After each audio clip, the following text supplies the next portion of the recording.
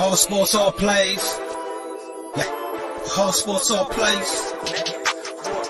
All sports, all plays. 365, we making a plays. You talking the game, get you through the days. We're high in the court, the dime in the lane. Variety topics, living the same. All presentation, sports information. Hitting the airways, taking the nation. All sport, all plays, like working your faces. Grace at the field, so tie the laces.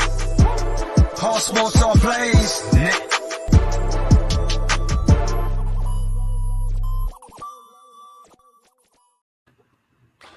All right, welcome everybody. It's another Monday night. It's another episode of Bring It. We are finished with the NFL regular season. NFL playoffs are here. So excited. We got the college football championship tonight. We're going to touch on that in the beginning, but I want to introduce the guys on the panel tonight. We got the coach, Evan, in the house. What's up, Evan? What's going on, y'all? How we feeling tonight? National Championship Monday. Yes, good to see you. And we got a new guy in our network, Mr. Xander. Xander, how are you, buddy? Good. Hello. Everybody doing good? Yeah, it's good. Good to have you. Good to have you guys here. Great to be here. Got a lot of stuff to talk about tonight, and we'll probably have some people popping in as the show goes along. So we'll see what happens. But tonight is the college football championship, or as we've been calling it the last couple of weeks, the Alabama Invitational. Because it seems like every year it's Alabama and somebody in the championship. But this year it's an all SEC matchup, Alabama and Georgia, a rematch of the SEC championship game. We just want to touch on this real quick because we've had a lot of analysis all day. Evan, where are you at with this game? I mean, you know, the SEC has proven to be the superior league in college football, but can Georgia, beat Alabama, or is Alabama going to take this thing again tonight? I got to be 100% honest, man. I am a huge proponent and fan of college football. I love the idea of the alliance, which is, the Big Ten, Pac-12, and the ACC kind of joining together. So when we see a repeat of two SEC teams, and correct me if I'm wrong, was it 2017 or 2018 that they played the national championship, Bama and Georgia against each other? 2018, yeah. You know what? This is an oversaturation of the market, if you will, for me and a lot of people when it comes to the SEC football. And there's a lot of factors that go into why the SEC is king, partly to do with the 8-game schedule, playing a bunch of cupcakes. And then they also don't, when was the last time you saw a powerhouse SEC team play like a real true non-con road game, right? There's a lot of factors that come into this. You can talk about Texas A&M going to Colorado earlier in the year when we thought Texas A&M was going to be good, but we're talking Bama, LSU, and when LSU won just a handful of years ago. So you know what? I'm not feeling good about the game. There's not a lot of excitement for me, especially when it's the same teams year in and year out. But that's kind of why NFL is king, is because of the parity, right? And why the college football has been lackluster. I'm not excited for it. I will still watch because you know what? It's still college football championship Monday, right? So that at the same time, I'm giving you all this and I'm still going to watch it, but I am hoping Georgia pulls it out tonight. Yes, definitely rooting for Kirby Smart. I'm clearly rooting for Kirby Smart. I'm so tired of watching Sick Naaman. I almost said Sick Naaman. That's pretty funny. Nick Saban to win tonight. Xander, you're a young guy, but I'm sure you've got a lot of college football that you've watched over the last couple of years. Where do you stand on? I mean, you've seen the SEC dominate, through your time on this earth so far. Are you tired of seeing the same teams every year? Or do you kind of like the dominance? Really, when I first started watching college football, it was all like it was when Florida State was a big team. It was when Florida State was constantly number 1 or number 2 or at least top 5, and they won the BCS, and then Jameis Winston got drafted. That's when I really started following college football. As you said, as Coach Evan said, I am kind of tired of seeing the same old game, Alabama, Georgia, Alabama, Clemson. I'm kind of in for like switching it up. I mean, I kind of can't control that, but hopefully at some point it kind of switches up. But again, as Coach Evan said, it is college football. It's college football Monday. It's the national championship. I'm gonna watch it. Honestly, I'm kind of excited for it. I like watching like a defensive game. Georgia's defense is absolutely insane, and Alabama's defense is right up there with them. The 2 losses that Alabama had weren't really that bad. It was just they got outplayed on offense, and So I think that Georgia's defense, I think, stifles Alabama's offense, and I think Georgia's offense, because I'm a big Michigan fan, so from what I saw at the Georgia Michigan game, I was like, wow, this offense is for real. So I think the offense will back up the great defensive play by Georgia, and Georgia will prevail. I don't think they lose twice in a row in the national championship. All right, you got an approval of Michigan from Evan over there, so there we go. All right. That's my number 2 team. My number 2 when my number 1 isn't good, which is every year, but we won't go there right now. Who's the number There 1? you go. And Arizona State, right? Yeah, right there. Right there. There you go. And we got the coach Victor in the house. What's up, man? How are you? Good to see you. What's up, man? Everything good? Yeah, we're talking about the Alabama Invitational, as we called it. Yes, that's all it is. Just the Alabama invitation. You guys was all invited. We brought Michigan in there, and they just wasted everybody's money and time. But hey, we're glad to see them there. I love seeing them in there, and I know, like, immediately when I saw the matchup, I'm like, oh, it's been a good run. Do you guys think, real quick before we go off, do you think a team like Michigan, for example, or Cincinnati even, do you call this a successful season then? If they don't win the championship, getting to the top 4 playoff, is that considered a successful season in college football right now, or is it a big failure? Yeah. Thank you. Yeah, I would call it a success. You still made it. You're still top 4. None of us had Michigan as a pick to be the top 4. Right. I mean, sure didn't have Cincy. You gotta look at it especially for a program like Cincinnati. What it does for programs like Cincinnati and UCF, and even going way back with the BCS system when Boise State goes on and beats Oklahoma. Sure. What it does, it increases the notoriety of these programs. It gets them a little closer to getting the blue chip players. Because yes, Alabama and Georgia and LSU and Florida, they're getting those blue chip players. But I think what it does, it makes the blue chip players say, okay, well, do I want to sit on the bench for a year or two, or do I want to play D1 right away and get noticed by scouts more? So I think what this does for a program like a Cincinnati, it just opens doors for some blue chippers who might not want to sit on the bench. And as we're noticing, they're going into the transfer portal. They don't want to sit on the bench anymore. They want playing time. They want to get to the NFL. So I think it's a good avenue for all of them, for sure. Facts. Good call, y'all. Thank you. Definitely like that. All right. So Coach, who do you? So we all picked Georgia. Do you have Georgia or Alabama tonight? Oh, Alabama. That's what I thought you'd say. Alabama. All right. And I'm not gonna lie. Last night I talked to my brother about it, and to a point, I was like, you know what, Georgia has a chance. But the reality of it is, you can't throw the football. He did that against Michigan. Okay, Ohio State threw on Michigan. I just really believe that you can't stop Bryce Young. Your D line is good to stop. Is built big and stout to stop the run, but not the pass, in a way. So, and they're gonna play hurry up. So by playing hurry up, big boy in the middle, he gonna be on the sideline catching his breath. I just really believe that it's really gonna come down to this first 3 drives to see how it goes. All right, should be interesting. Should be a good game. So we'll catch the rest of the game at the end of the show. All right, let's move on to the league where they play for pay, the National Football League. A crazy Sunday yesterday. Too much to go over in an hour, so I just want to move right to the playoff matchups. Great matchups yesterday.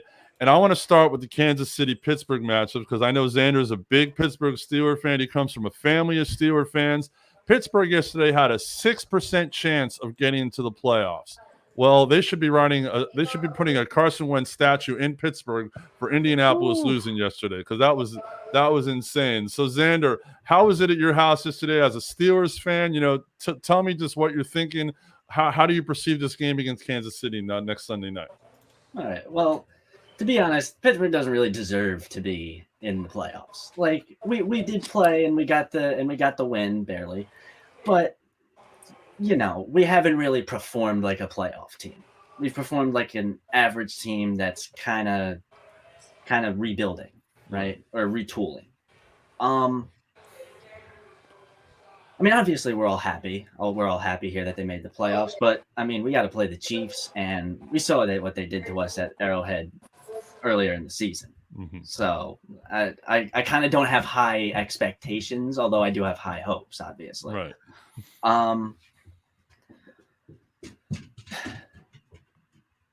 You know,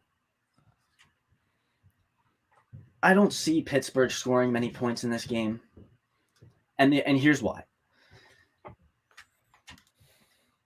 Ben can't really throw. He's got a couple throws this season that have been like, wow, he's getting it back, and then he throws a couple milk jugs to the ground, and the play calling has not been there. We've been running check downs on 4th down and 3rd down, which we shouldn't be. We should be at least going over the middle on a slant or something.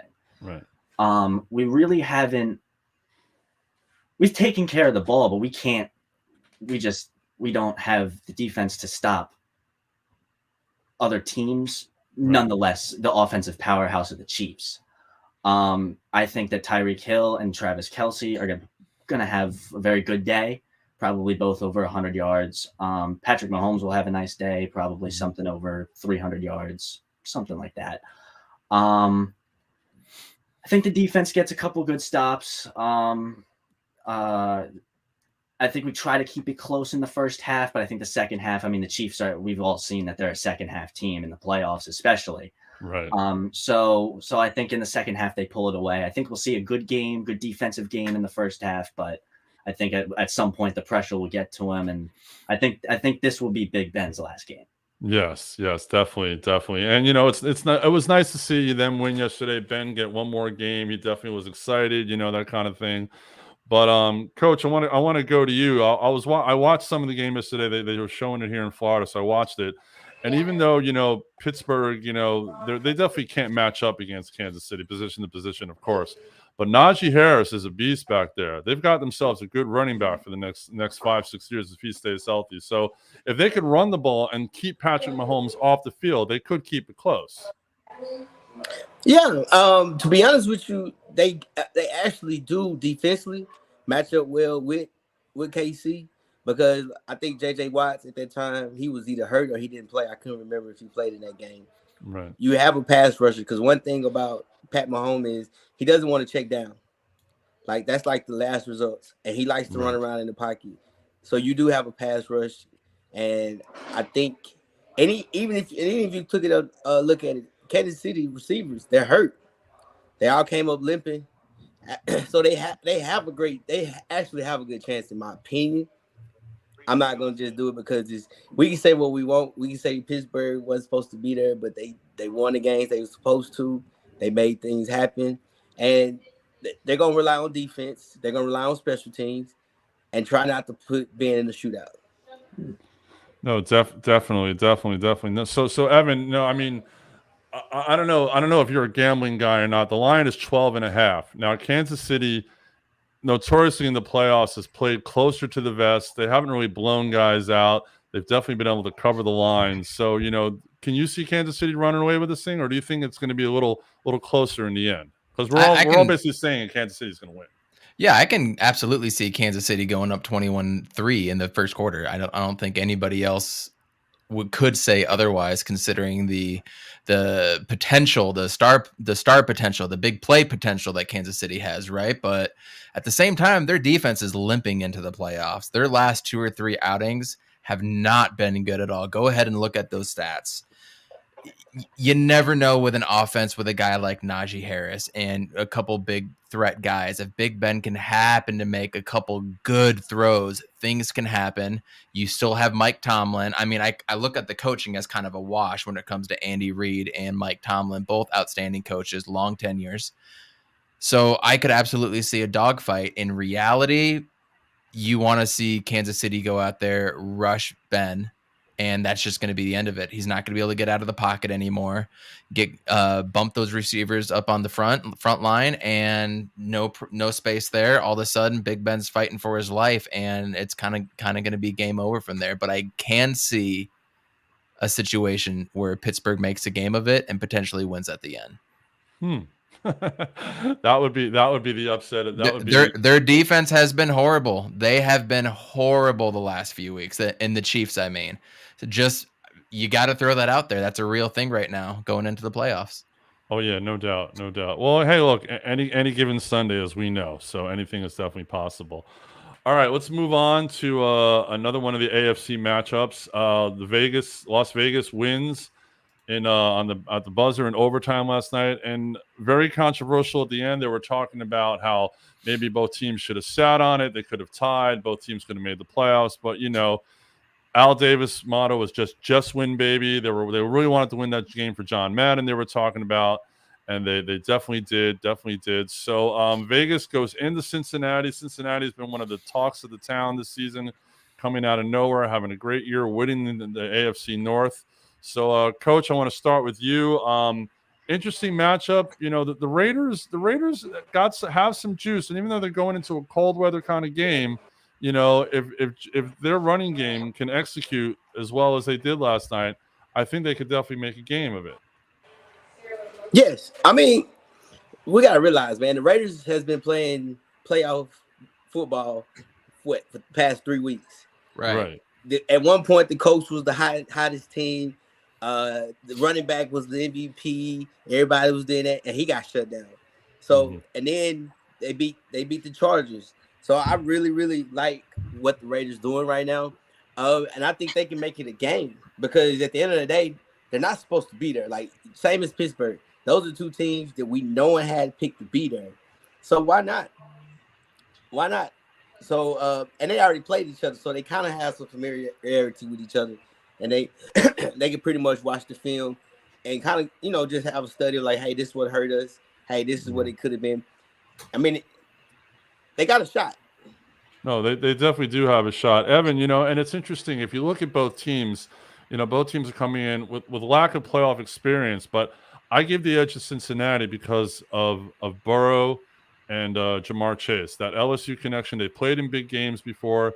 This isn't the first time the two of them have been on the big stage together. Yes, they're in that 4:30, that first slot on Saturday, where basically nobody watches the game. I mean, people will watch, but that's like the slot where they put like the quote unquote weakest viewing. That's where the Texans played every single year and lost, right? Exactly. For about 4 or 5 years. That's where they played. That's what they're saying. They're saying Tennessee will play in this spot and the 4:30 Saturday spot next weekend. So that'll be interesting. But I mean, as far as big gamemanship, I mean, where do you see this go? Where do you see this game going? Because we've seen what the Raiders can do. We've seen what Cincinnati can do. Like what's your perception of this matchup in general? I look at the Bengals as the better team by far. But there is something to be said about what Coach was just saying. They've been playing playoff football the last few weeks. There's something to be said about going in with your best foot forward. And also the Bengals, they didn't really go in with their best foot forward quite like the Raiders. And they don't have playoff experience. They don't. You can talk about all this, they've done this and they've done that. Yeah, they're only 10-7. And Jamar Chase and Joe Burrow have yet to actually play in an NFL playoff game. Joe Mixon is a stud, though. So they have the best quarterback, the best wide receiver, and the best running back on their side. I do like their chances. But if they lose, it's going to be because of lack of experience. And the Raiders are just maybe not necessarily hitting their stride, but they are playing their best football considering all the distractions that they've had this year from their coach and, everything that else went on with Henry Ruggs. I foresee the Bengals winning by at least 10 plus. But if they don't, it's going to be an experience, and that's what we'll be talking about. Hey, let me ask you this, Coach. Do you think they should keep the head coach? I think you need to do your due diligence and look at Eric Bieniemy first and foremost, and I think any team looking for a coach should. But the way that he's handled it and handled that situation, how could you say otherwise, right? Yeah. No, yeah. You definitely got to give him. You definitely got to give him a consideration. Actually, let's pose that question to you, Xander. Do you think the Raiders should keep? I cannot remember his name for the life of me. Their interim head coach after everything they've been through. Has he proven enough to keep this job? What do you think? I think they should give him. I know it kind of sounds kind of weird, but I think they should try and give him like a prove it deal, like a couple of years, just so they don't have to make a big investment. So what I mean is like they give him 2-3 years. They see where he's at after that, or if he's horrible and turns up like Urban Meyer, then they fire him after almost half the season. But I think they should definitely give him a shot, just because in the handful of games that we've had that he's had to sample as a head coach, I think he's done pretty well. And as Coach Evans said, they both, with all the things that have happened this season, losing their top wide receiver, losing their number one draft pick, or their round one draft pick, and Damon Arnett, he's really taken this team to a level where you can be like, okay, I might be comfortable with you as the coach, just because you've really dealt with adversity here. You really you were thrown into the fire, and while yes, you exceeded expectations, you've also had some struggles. So you also got to look at that. But I think they should. He was 3-2 when he took over, and they finished 7-5 for what it's worth. Yeah, so that, I mean, he's got a winning record. Yeah, and to bring them to the playoffs, as you've all said, under the adversity, everything that goes through the pressure of being. Thank you, Bisaccia. That's his name. I could not remember his name. Thank you, John. John's one of our loyal viewers. Always has good comments. So thank you, John, for that. Thank you.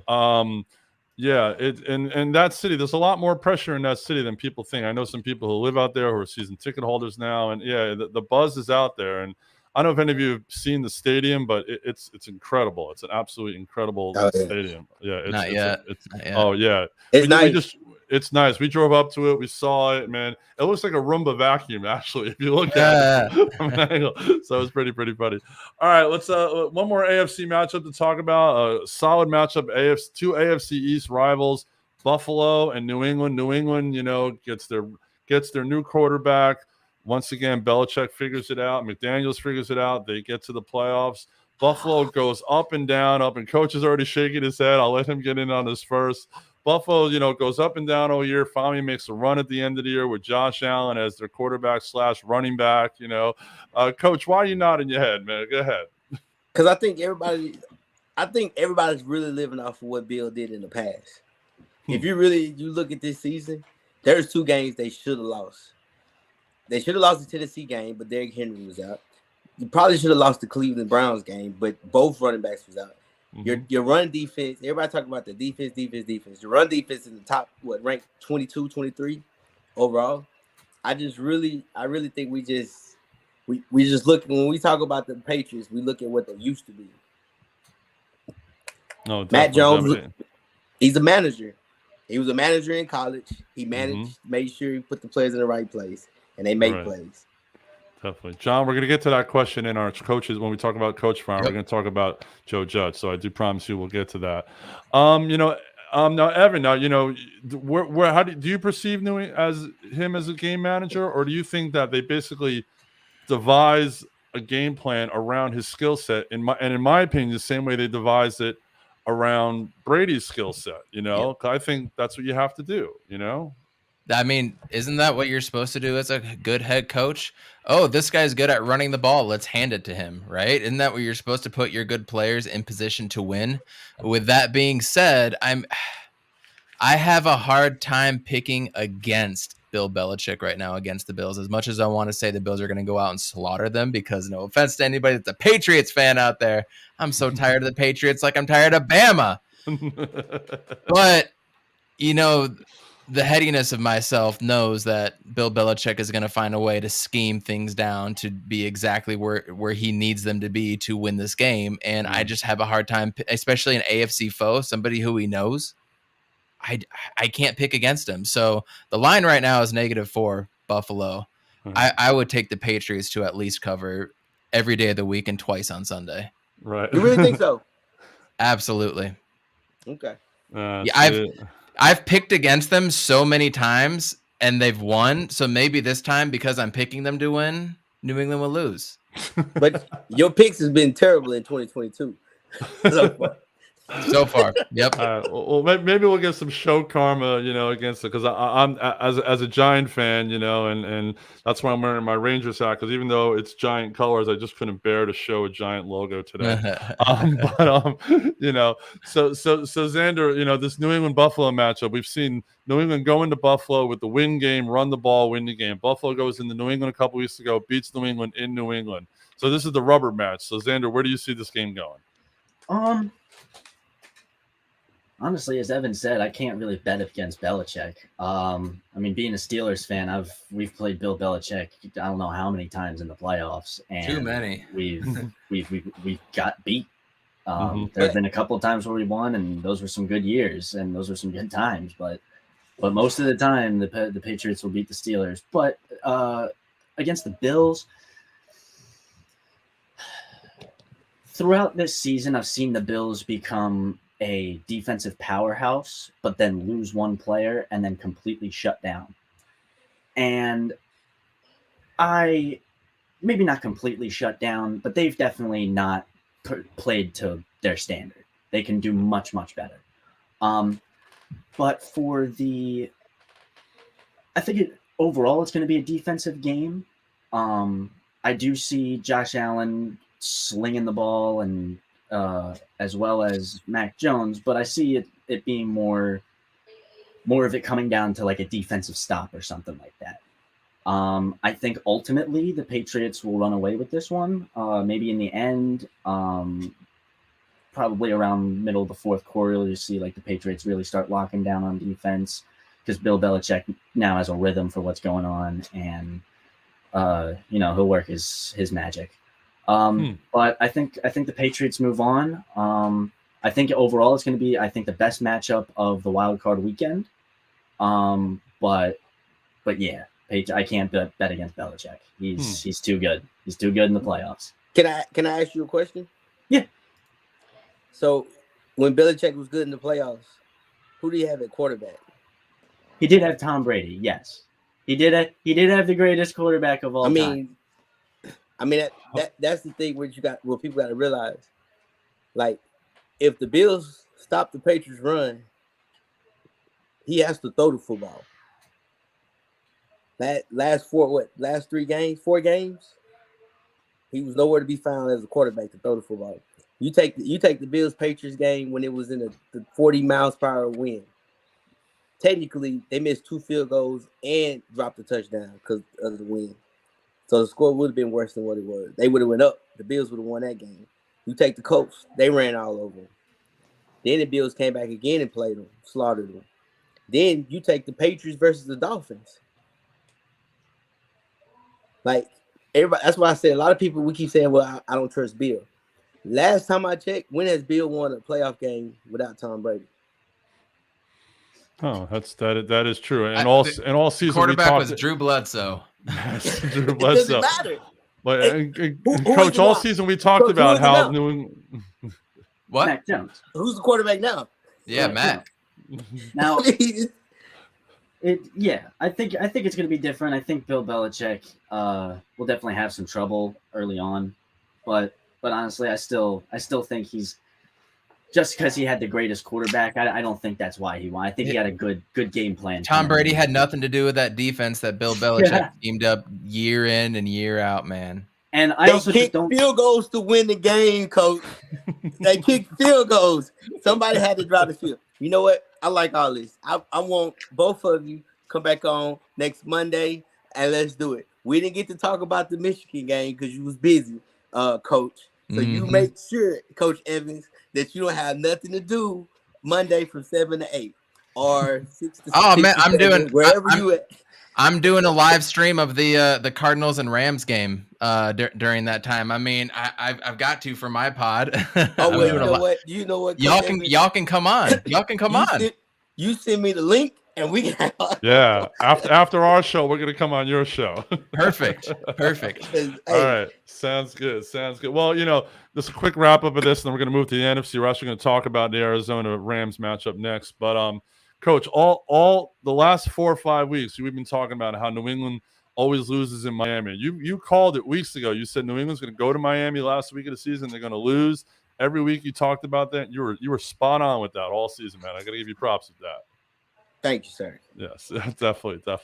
All right, so let's move out to the NFC. Let's move out to the West Coast, to the two teams that didn't really wanted to win yesterday, that didn't want it to win, and wanted to win, and didn't want it to win. Arizona and the Rams.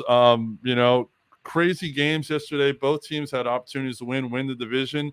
But Evan, your pod is the He's on Fire pod, all about the Phoenix sports and West Coast stuff. Obviously, you're a Cardinals fan, along with our Vice President, Jay Ness. So talk about this matchup, how both teams have been up and down and very inconsistent the last 4 or 5 weeks of the season, and how could this thing turn out? Because it's really hard to call, if you ask me. I mean, this is just Cliff Kingsbury in a nutshell, y'all. Even when we were 7-0 and 10-2, and I was the most reserved Cardinals fan, I knew what was coming. I wanted to not believe that it was coming, but it was coming. And sure enough, here we are, man. And Cliff Kingsbury, yet again, cannot get the job done. Now, look, if they go out on Monday and it's 35-40 to 13-12, some weird number, like, we're going to have a different conversation about Cliff Kingsbury. At the end of the day, where we were 3 years ago when we had the number 1 pick with Kyler and we had zero talent on that team, you got to say, okay, that's a pretty good job, Cliff Kingsbury. Pat on the back, good job. You got to the playoffs in year 3, and you've improved every single year. If you told me at the beginning of the season we would be 11-6 and we'd go to the playoffs, most teams or most fans would take that of their teams. Unfortunately for me, the way that we went into the season and the way that we looked and how everything has happened since then, I mean, I have no faith in the team. At the same time, maybe JJ Watt coming back can be that extra 5 to 8% that we need. Maybe Cliff Kingsbury figures out that we need to rush the damn ball more. But then, you deal with the DeAndre Hopkins and the JJ Watt injuries. I'm not going to make excuses because it's the NFL. Everybody's got injuries and you've got to deal with it. You take out arguably your best defensive lineman and top 3 wide receiver when he's healthy. Yeah. That obviously is going to hurt your team. And now it's looking like we may not have Chase Edmonds and James Conner, our 1-2 punch, who we only had for 2 games this year, by the way, healthy together. That was tough. But they showed up and they looked like they didn't want to play. That's what's so frustrating. They got beat. They beat themselves with their own penalties. Everything from the O-line, the D-line, the secondary, everything was a complete mess. But they haven't been to the playoffs. What you don't know can sometimes be better. You don't know what you don't know, and that can help Kyler and everybody going into it. Fortunately for us, I think playing the Rams is actually a good thing because it's a team we've seen 2 times before. Right. So there's familiarity. It's going to be a tough game. You never know. I have hopes on all my social media. I'm saying that we're going to win the game. If I had to be a betting man in shoes, man, our offensive line has been trash for 5 games. And what that D-line is about to do to our offensive line is going to be damn near illegal in 49 states. So I don't have a lot of optimism going into it, but you know what? I'm a fan, rah-rah team. Let's go get this victory on Monday. All right. Definitely an interesting take. I'm going to jump to you, Coach. So, this Zona team has been inconsistent. They go into Dallas 2 weeks ago. They beat the Cowboys, and then they come back here. They lose to Arizona. They lose to Russell Wilson. So, you got to give Russell Wilson some props. Russell Wilson, what his future is, we'll discuss on another episode, obviously. But, not having D-Hop on their offense, definitely a big hole in their game. But, Matt Stafford yesterday showed, and you talked about Stafford last week, how he's got to prove himself in the next 2 weeks, his consistency, his ready to jump to the playoffs. So what did you see in the Rams yesterday that can maybe convince you that the Rams could win? The Rams could win? No, did you see anything did you see anything in the Rams that maybe said they could win next week? Because both teams been so inconsistent the last month. Man, to be honest with you, if they run the football. Well, Cam Akers? Cam Akers is going to scare anybody? No, it has to be somebody. I mean, who is Seattle's running back? Rashad Penny ended the year with like 756 yards in like the last 8 games or something. And in the last game of the season, he had 175 yards up and down against the Cardinals. Right. So it's just basically if you run the ball. But I think they're not going to run the ball because Stafford going to want to throw it. And as long as if whoever throws the ball the most is the team that's gonna lose. So I think if he comes in, I disagree because the Cardinals are missing 2 of their top 3 cornerbacks, and we have practice squad players back there. If they keep throwing against those practice squad guys, and one of them got hurt, by the way, we don't know where he's at. We have 3 healthy DBs as of right now, potentially 4. Is if they keep throwing against it. I mean, I think Higbee and Kupp and OBJ can have a field day. I agree with you. If that was Tom Brady, Stafford underthrew Odell Beckham down the sideline. Yeah. Like what regardless of the situation, look, man, Stafford has never won a playoff game.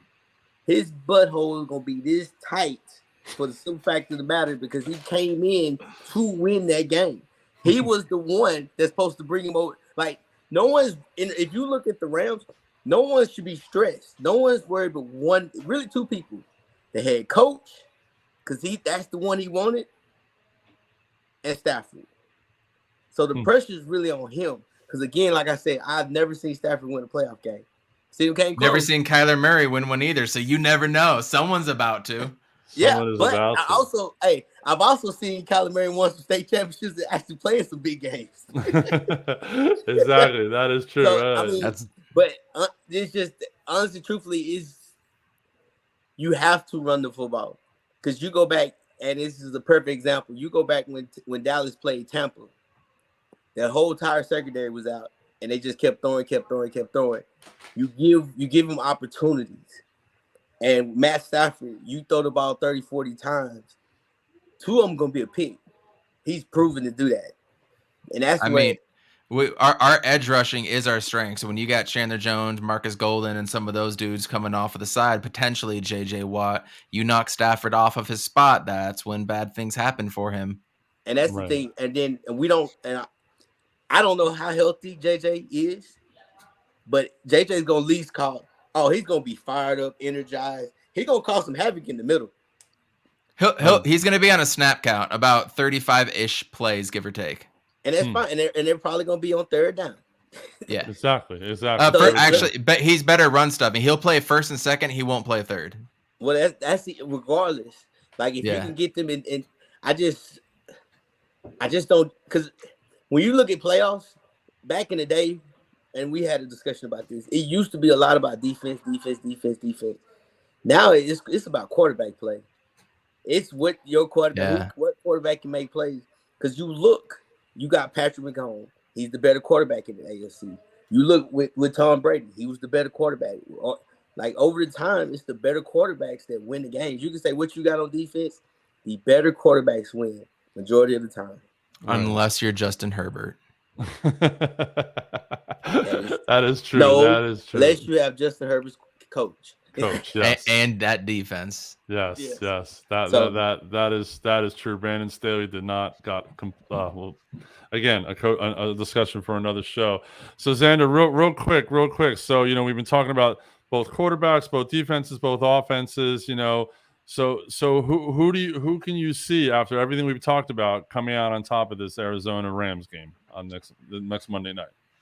Well, after what everybody said, it is two very inexperienced quarterbacks in the playoffs. I mean, none of them have any experience in the playoffs, as everybody said. But from what I've seen from the Rams, they've kind of been up and down. They've been pulling out games, maybe, and the games that they aren't pulling out, it's usually because of Stafford. And I just don't see the Rams. The Rams are going to have a stout defensive game. I know that. I mean, the Cardinals' O-line hasn't really been that good recently, to what I've seen. They've got a couple good holes in there, but nothing too crazy that'll stop a high-powered D-line like Los Angeles. I do think though that I think it might be a very mistake-laden game. With the inexperience on both teams, maybe not both teams, but with the inexperience on both quarterbacks, I think it's going to be all up to kind of, I guess, who gets more interceptions, who takes away the ball more. Oh, yeah. And then, obviously, that's when the fields. quarterback play comes into it. And if the quarterback plays better, then if one guy throws less picks than the other guy, then the other guy who threw the less picks is gonna win. So overall, both defenses going to be pretty good. Offenses, I think, are going to be very shaky. But I think the Cardinals pull this one out. I don't think the Rams. I don't think the Rams close it like they've shown. All right. Hey, Coach Evans, question. What about D-Hop? Because I know you've been looking at more.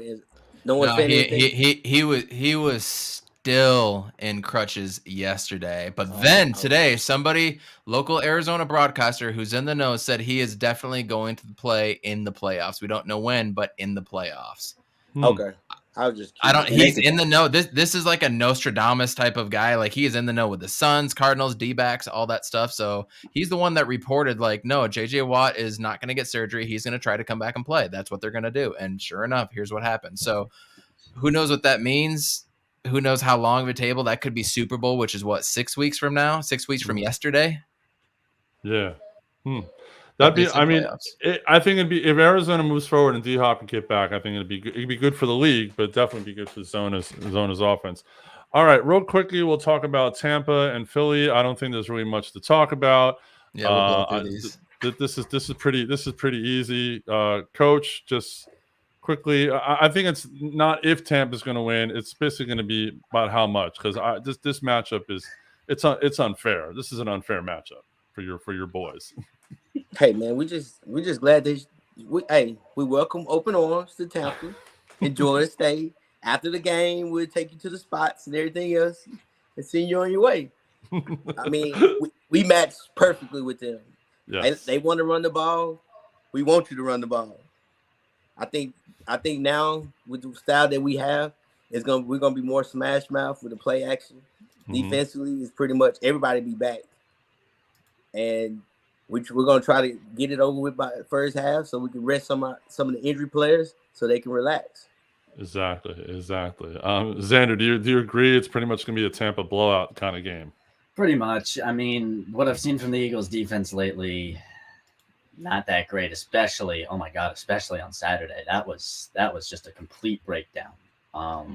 But yeah, I think the Eagles might show flashes in the beginning, but at the end of the day, it's Tom Brady and it's the Bucs, and they have all 22 of those guys played in the same spot last season. So I think it's going to be.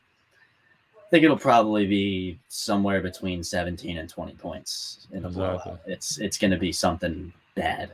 And I feel bad for one of my friends. He's a big Eagles fan. So they won the bowl a few years ago. This is true. He'll still live in that moment. I know the drummer in my band is a big Eagles fan, and he's always like, "Yeah, I get excited, then I know what's coming, and they're making more money than me, so what's the damn difference?" Exactly. So, Evan, real quick, so you're probably on board with everybody on this. You could kind of see this game getting loose pretty fast, huh? Yeah, absolutely. I mean, I am looking forward to seeing Jalen Hurts play in his first playoff game. Can he do a little Mike Vick magic? When he was a rookie or a second year or something, you could always see when you have a dynamic electric player like Jalen Hurts go off and do something crazy. It's probably not going to happen. I mean, the line is -8.5. I mean, I would take the Bucs all day on that one. But hey, this is why I'm playing the pessimist here on the Bucs bandwagon right now. But you never know, and Ronald Jones is questionable. So that is definitely something to look at when they don't have a lot of running back depth behind that. Godwin is out. I mean, it is Tom Brady. I get it. So I don't know. Roll the ball out, see what happens. I would say Bucs by 14-17 as well, too. But look out for Jalen Hurts. One of the earlier shows on our new The Senseis, our all-female panel show. Great show, by the way. You guys got to check that show out. Somebody wrote in that Scotty Miller is going to be the MVP of the Bucs for the Bucs for the playoffs, and he's going to be the only one that's been healthy and been able to bail Tom Brady out. So that was kind of interesting. All right, Rashad Perryman, yeah, exactly, Rashad Perryman, right? Well, hey, look, if Gronk stays healthy, that's Brady's boy. So if Gronk can stay healthy, he's going to connect with him all day.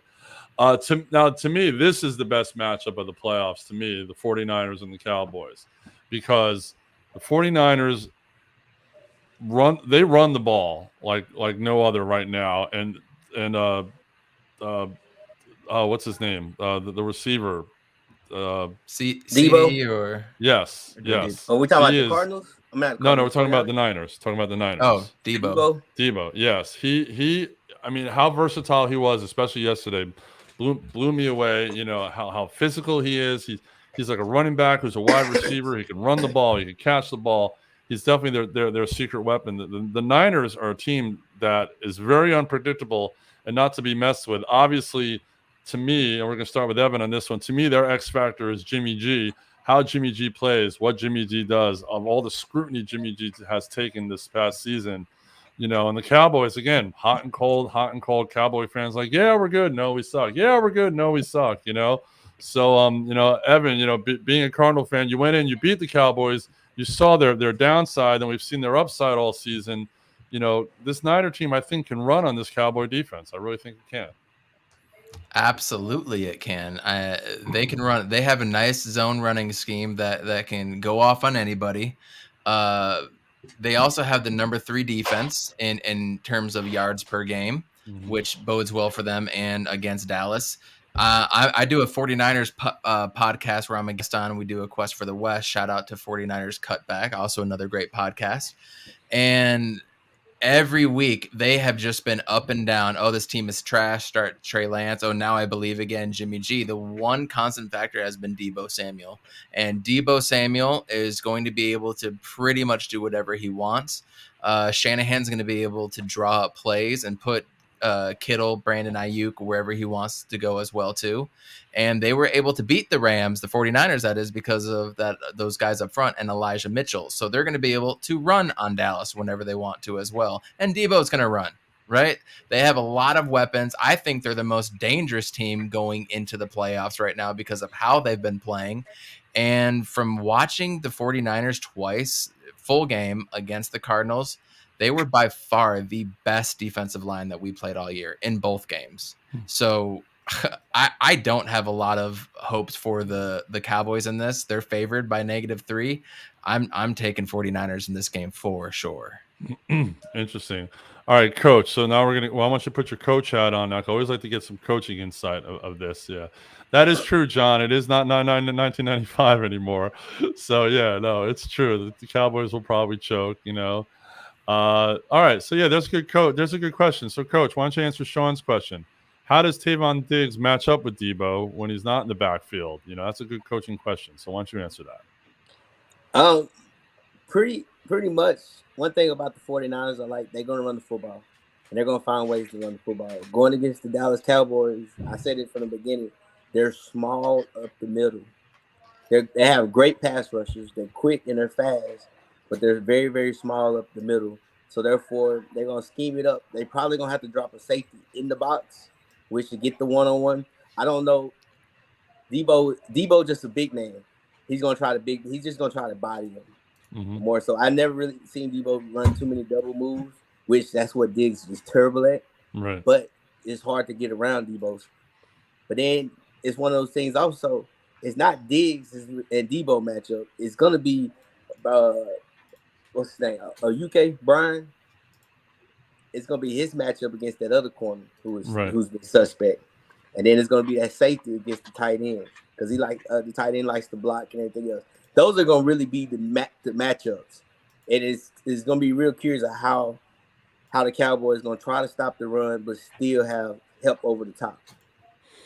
No, that is true. That is true. A big injury for the Cowboys. One of their Michael Gallup is out with an ACL injury. So Xander, the Cowboys only having 2 of their 3 top receivers. You know, obviously a little bit of a disadvantage because of the strength of San Francisco's defense. So, I mean, do you think the Cowboys can run on this? Hey, Brandon. Do you think the Cowboys can actually run on this Frisco defense, or is Dak going to have one of the games of his life and hope that his tight end can pitch in more like he did on Saturday against a much stronger defense in Philadelphia?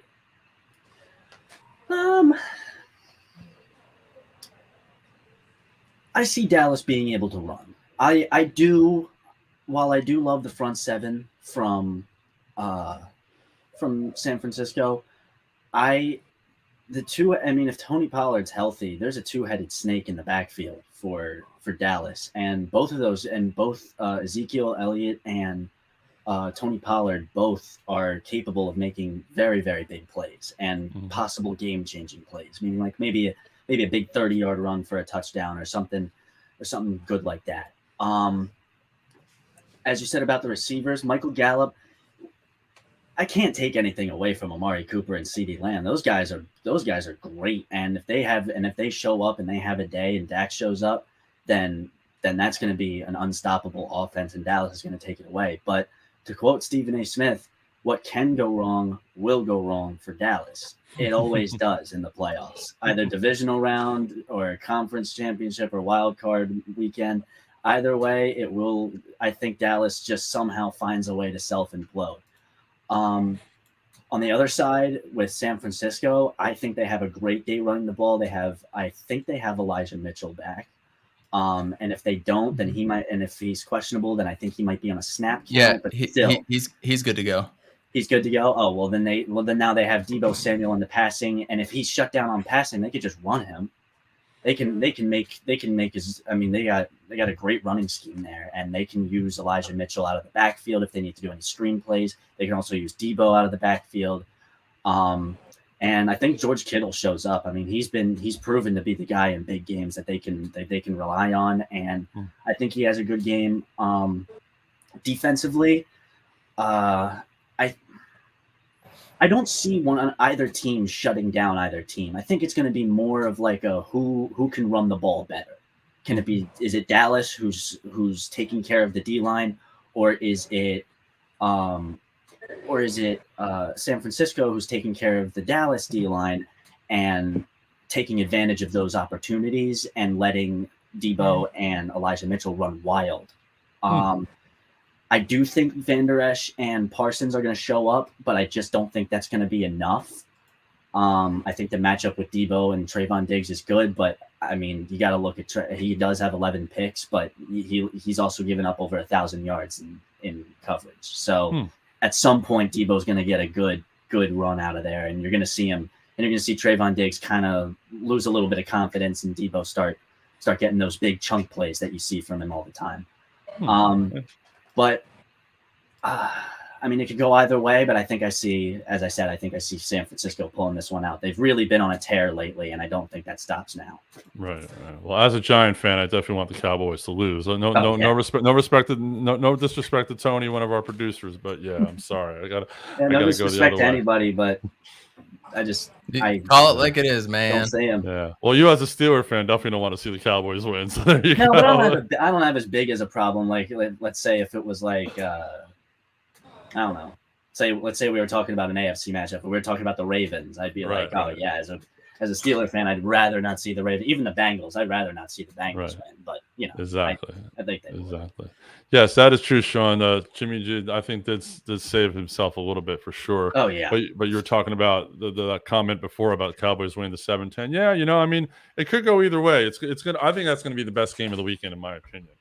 All right, so we've talked about all six wild card matchups, but basically at this point, I just kind of want a prediction of how no Raven slander. Okay, might as well right now. Let's just give our Super Bowl picks. Who we think is going to get to the final dance? I will go first. I have something is telling me. And, as much as I'm like, so tired of Aaron Rodgers and his pompous attitude, something telling me that they're not going to choke this year and they're going to get to the Super Bowl. Something just telling me that. And out of the AFC, I don't know. I can't bet against Kansas City right now. I just see them as the most experienced team in the AFC playoffs. I don't see anybody secretly beating them. So I like a Green Bay, Kansas City rematch of Super Bowl I Super Bowl. So that's mine. Evan, what about you? Yep. Nailed it. Yep. Yeah, that's it. That's it. All right.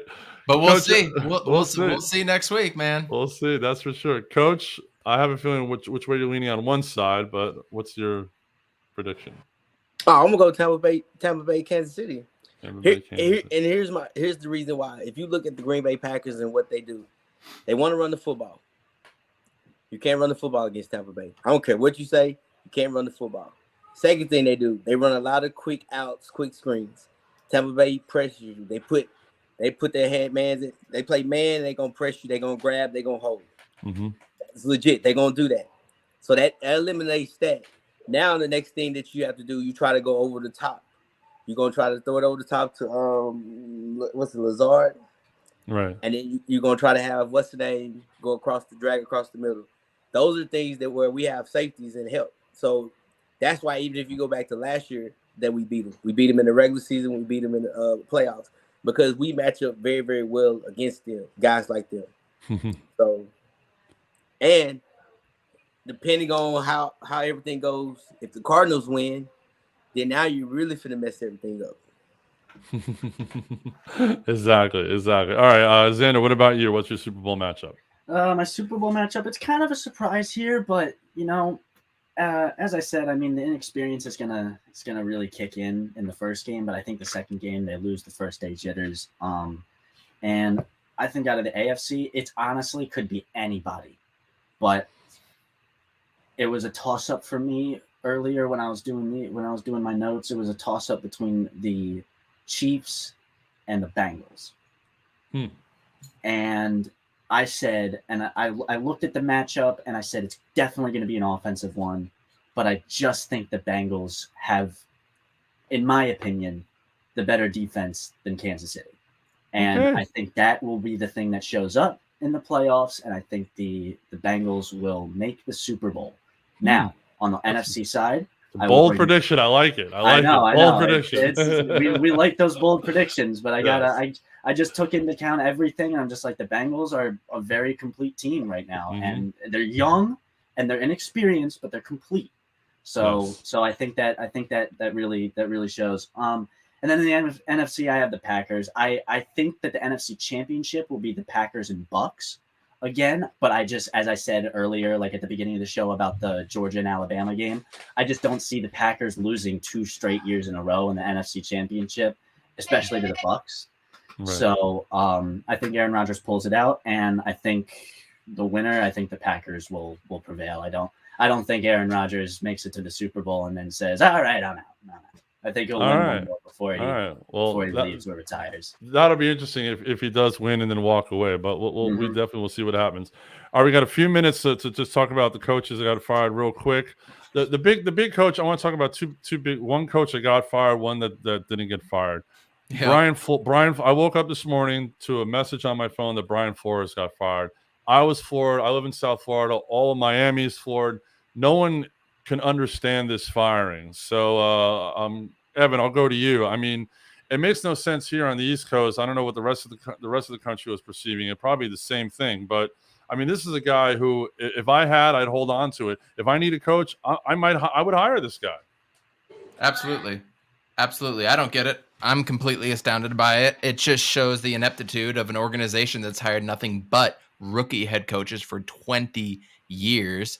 So it seems like they just want to make a buck and they don't really care about winning. And they've made the playoffs, 2 years out of the last 20? One of them was the random Ricky Williams resurgence in 2007 or 2008 when they were pulling the Wildcat, and that didn't last that long at all. So this is what poor franchises do. They make poor decisions and they fire good coaches. Look at the Lions firing Jim Caldwell after an 8-8 season when they would be glad to go 8-8 right now, right? So I don't understand what they're doing. You want to do that, that's fine. Maybe he winds up in Houston, Jacksonville, or Chicago, but he's already being sought after as a head coach in other places, as he should. So, sucks for Dolphins fans. When Tua was healthy, they were 14-8 with him as a healthy when Flores was coaching and Tua was healthy, 14-8. They were 4-2 the last few years over the Patriots, and he actually has a better record than the Patriots over the last 2 seasons combined. So I don't know. The more you think you know about sports, the less you actually know, I guess. Exactly. And the more you think you think the Giants would make the right decision, coach, and not only get rid of Gettleman, but get rid of Joe Judge. But reports are saying that Joe Judge is staying, and he's going to help find the new general manager. Now, as a Giant fan, I'm just like, So now we're the Detroit Lions. We're a hot mess Are you now? saying you weren't a fan of kneeling on third down and just mailing it in? You weren't a fan of that? Don't even get. I was craving the days of Joe Pisarcik at that point. I mean, really, But that's how. you are in the reality now where this is what it was like when, like with Arizona State and Herm Edwards. I wanted Herm gone, and he has to be around another year. You have to put up with another year of the same thing, and you really can't even start fresh until next year. The good news is on your side is that you now have a GM where he didn't hire the coach. So that's not his guy, and GMs want their guy. So you have that to look forward to, and let's see how the balance of power goes there. I feel for Giants fans though. That just sucks, especially considering what you've had to deal with the last few defensive coordinators, offensive coordinators, getting fired in the middle of seasons, and now this. It's been really bad. It's just been embarrassing and that type of thing. All right, quick question out of John, and unfortunately our time has run out. Do you think Dolphins or possibly the Giants will go after Brian Leftwich from Tampa? I could see him going to Jacksonville only because he played there. He's got roots there. Both organizations are kind of little inept, little backwards. Culture is a big thing, I think, for coaches right now. So yeah, it could be an interesting for Leftwich to get a job. I mean, there's a lot of great candidates out there. They showed a list today on ESPN of a lot of the candidates out there. A lot of the same names are coming up, but the whole Jim Harbaugh thing came up. But I wish we didn't run out of time, but unfortunately we have, guys. So I want to thank all you guys for hanging out, for watching. Coach, Evan, Xander, thanks so much for being on the show today. Should be a great week of football, a great college game tonight. We'll see what happens, and we will follow up with some more football next week and see what happens as far as coaches and everything else goes. So on behalf of the crew right here, bring it. We will see you guys next week. Peace out. Peace. Whole sports, all plays. Whole sports, all plays. Whole sports, all plays. 365, we making a lazy. Talking the game, get you through the days. We're high in the court, the dime in the lane. Variety, topics, living the same. All presentation, sports information. Hitting the airways, taking the nation. Sport, all plays, like working your faces. Grace at the field, so tie the laces.